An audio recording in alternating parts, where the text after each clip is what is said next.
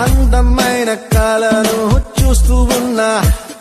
అందులో నేను నీతో ఉన్నా, అంతు పొందలేని ఆనందాన